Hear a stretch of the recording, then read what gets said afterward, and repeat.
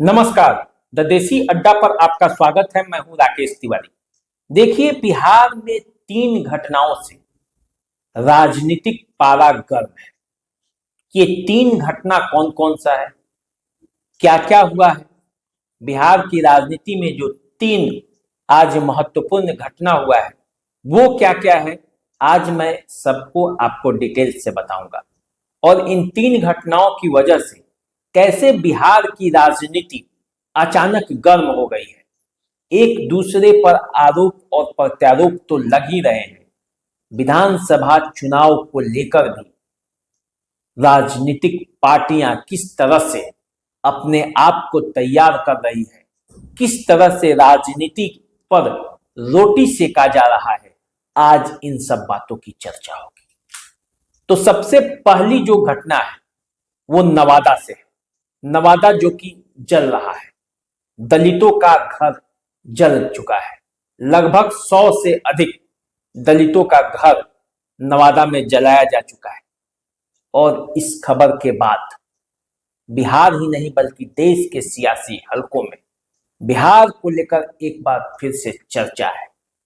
जंगलराज से लेकर महाजंगलराज तक, और न जाने किस किस उपनाम से बिहार को फिर से संबोधित किया जा रहा है। और बिहार एक बार फिर चर्चा का केंद्र बना हुआ है। देखिए, नवादा की घटना के बाद जीतन राम मांझी ने जिस तरह से बयान दिए और लालू यादव ने जिस तरह से पलटवार किए, उसके बाद से ये तय हो गया है कि ये मामला अभी थमने वाला नहीं है। बिहार की राजनीति में नवादा कांड बड़ा रोल अदा करेगा। इस बात की अब पिच तैयार किया जा रहा है कि किस तरह से नवादा कांड पर राजनीति की रोटी सेकी जाए। आप सोचिए, जिस तरह की खबरें आई कि बिहार में दबंगों ने 80 से 100 दलितों का घर फूंक डाला, कई राउंड गोलियां चली। इस घटना का जो खबर आया, इसके बाद अचानक आपके मन में क्या आएगा कि वो दबंग कौन होंगे, नवादा के वो दबंग कौन होंगे। तो अचानक यदि आपको कहीं दूर बैठे हो और पूरी जानकारी नहीं हो तो आप ये सोचेंगे कि हो सकता है किसी स्वर्ण समाज ने दलितों को घर जलाया हो, दलितों का बेघर किया हो, उन पर फायरिंग किया हो, उनका भूमि कब्जा करने का प्रयास कर रहा हो। लेकिन जब बात अंदर तक खुली तब पता चला कि दलितों में भी एक दलित है और एक महादलित है। दलित महादलित के घर पर कब्जा करने का प्रयास कर रहा है। जमीन संबंधी विवाद उन्हीं के बीच है। तो ये दबंग अब कैसे 9 दबंग अब बिहार में पैदा हुए, इस बात की भी पूरी तरह से समझना होगा कि राजनीति ने क्या कर डाला और किस तरह से लोगों को बांट डाला, ये भी आपको सोचना होगा। देखिए, इस घटना के बाद कई लोगों के बयान आए हैं। जीतन राम मांझी ने बयान दिया है कि यादव लोगों ने महादलितों को मिलाकर, महादलितों को मोहरा बनाकर इस पूरे घटना को अंजाम दिया है और इसमें 12 यादव समाज के लोग गिरफ्तार भी किए गए। तो इसके बाद लालू यादव का गुस्सा होना स्वाभाविक था। लालू यादव ने गुस्से में कहा है कि जीतन राम मांझी लोगों को गुमराह कर रहे हैं। इस पूरे मामले को मैं देखूंगा, इस पर पूरा मामला का तहकीकात करूंगा और जीतन राम मांझी नहीं बल्कि वो जीतन राम शर्मा है। तो कुल मिलाकर इस मामले में कानून व्यवस्था की पोल तो खुल ही गई है कि किस तरह से पूरा मामला हुआ और किस तरह से मामले को अंजाम दिया गया। मैंने एक वीडियो में पूरी जानकारी दी भी है, इससे पहले जो वीडियो मैंने आपको डाला है, तो आप वहां से जान सकते हैं कि आखिर नवादा का पूरा मामला क्या है। अब तेजस्वी यादव कहां चुप रहने वाले थे। तेजस्वी यादव ने जो कहा सुबह सुबह आज कि महाजंगल राज, नवादा में दलितों के 100 से अधिक घरों में लगाई आग, नरेंद्र मोदी नीतीश कुमार के राज में बिहार में आग ही आग, मुख्यमंत्री नीतीश कुमार बेफिक्र, एनडीए के सहयोगी दल बेखबर, गरीब जले मरे इन्हें क्या, दलितों पर अत्याचार बर्दाश्त नहीं होगा। तो तेजस्वी यादव ये कह रहे हैं कि दलितों पर यदि कोई अत्याचार होगा तो बर्दाश्त नहीं होगा। तेजस्वी यादव ने इस घटना को लेकर प्रधानमंत्री नरेंद्र मोदी और नीतीश कुमार को घेरने की कोशिश की। उन्होंने कहा कि आदरणीय प्रधानमंत्री मोदी जी, बिहार में आपकी डबल इंजन पावर सरकार में दलितों के घर जला दिए गए हैं। यह भारत देश की ही घटना है। कृपया इस मंगल राज पर 2 शब्द तो कह दीजिए कि यह सब प्रभु की मर्जी से हो रहा है। इस पर एनडीए के बड़बोले शक्तिशाली नेताओं का कोई बस नहीं है। यह भी बता दीजिए कि बिहार में तीसरे नंबर की पार्टी के मुख्यमंत्री ने महीनों से बोलना बंद कर रखा है। वो न मीडिया से बात करते हैं न ही पब्लिक से। वो जो भी बोलते हैं वो अधिकारियों का लिखा हुआ ही बोलते हैं, क्योंकि वह जब स्वयं का बोलते हैं तो कहीं ना कहीं से कुछ बोलने लग जाते हैं। शायद इसीलिए ही यह पाबंदी लगाई गई है। एनडीए को बिहार की नहीं बल्कि अपराधियों की चिंता है। तो ये तेजस्वी यादव फिर से उनको घेरने का प्रयास किया है। और इस घटना के बाद जीतन राम मांझी ने जिस तरह से आरोप लगाया था उसका अब ये जवाब सब है। लेकिन नवादा की घटना पूरे बिहार को झकझोर कर रख दिया है।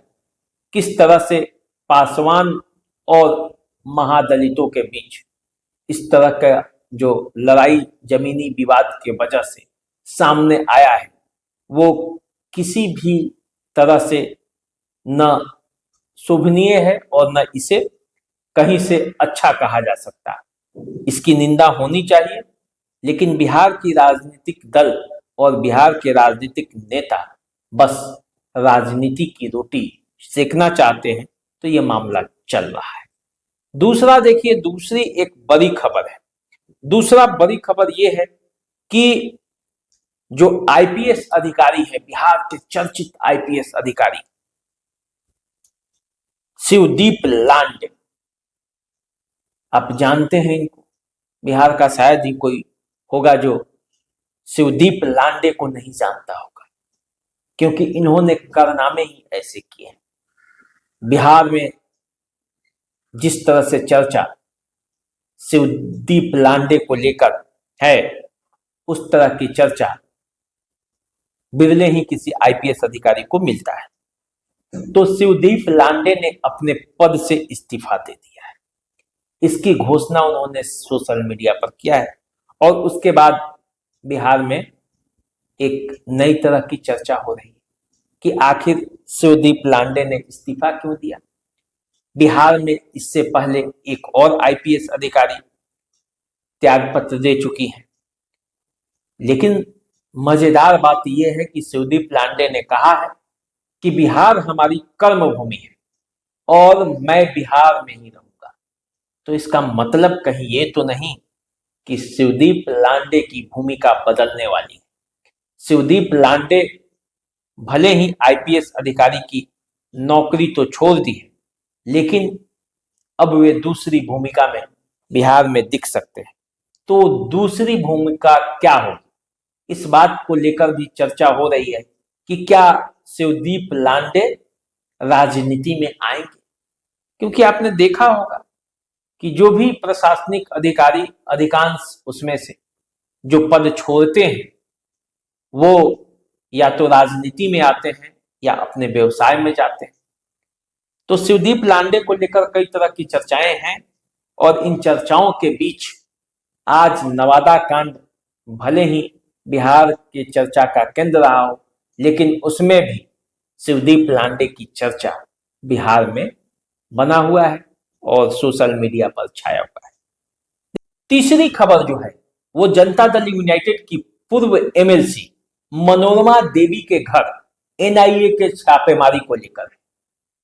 इस छापेमारी की चर्चा भी पूरे बिहार में आज दिन भर छाया रहा, क्योंकि मनोरमा देवी के 5 लोकेशन पर एनआईए ने आज रेड किया। इसमें गया में 3 जगह शामिल है।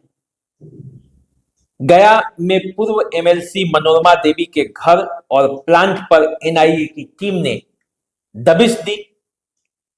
एपी कॉलोनी स्थित जदयू के पूर्व एमएलसी मनोरमा देवी के आवास पर सुबह 4 बजे से छापेमारी शुरू हुई। मनोरमा देवी के दिवंगत पति बिंदेश्वरी यादव उर्फ बिंदी यादव को सब लोग जानते हैं, जिला परिषद के अध्यक्ष थे। उनके खिलाफ नक्सल गतिविधियों और सांठ-गांठ का केस था, और जब से बिंदी यादव इस मामले में फंसे तब से ही एनआईए का निगाह जो है वो पूरी तरह से बिंदी यादव के घर पे रहता है। पूर्व एमएलसी मनोरमा देवी उसी बिंदु यादव की पत्नी है। बिंदी यादव के खिलाफ देशद्रोह का केस दर्ज है। बिंदी यादव की मौत हो चुकी है। कुछ दिन पहले ही टिकारी में एनआईए ने रेड किया था। सूत्रों के अनुसार रेड में 2 लड़के पकड़े गए थे और उन्हीं 2 लड़कों ने मनोरमा देवी के नाम का खुलासा किया है। सूत्रों के मुताबिक इसमें लगा हुआ एक फोन बरामद भी हुआ है, जिसमें लगा हुआ सिम कार्ड जो वो मनोरमा देवी के नाम से लिया गया था। तो अब इसी मामले में एनआईए ने उनको जो है उनके घर पे दबिश बनाई, छापेमारी की, और कहा जा रहा है कि 1 करोड़ से अधिक का कैश बरामद किया गया। बिंदेश्वरी यादव के नाम से रामिया कंस्ट्रक्शन कंपनी भी है जो 100 करोड़ के आसपास की है। अब यह कंपनी जदयू की पूर्व एमएलसी मनोरमा देवी और उनके 2 लड़के चलाते हैं। इस साल 14 करोड़ का नेट प्रॉफिट होने की बात कही जा रही है कंपनी का। 3 करोड़ रुपए जो है इन्होंने इनकम टैक्स के रूप में सरकार को पे किया है। उस जिले में सबसे अधिक इनकम टैक्स देने वाले कंपनी के रूप में राबिया कंस्ट्रक्शन कंपनी है। तो अब मनोरमा देवी जो चर्चा में है वो आखिर कौन है? जनता दल यूनाइटेड से एमएलसी रह चुकी हैं। 2020 में जनता दल यूनाइटेड के टिकट पर ये चुनाव भी लड़ी थी। बड़े बेटे जो इनके रॉकी यादव हैं वो रोड रेज में गया के आदित्य सचदेवा के हत्या का आरोप लगा था।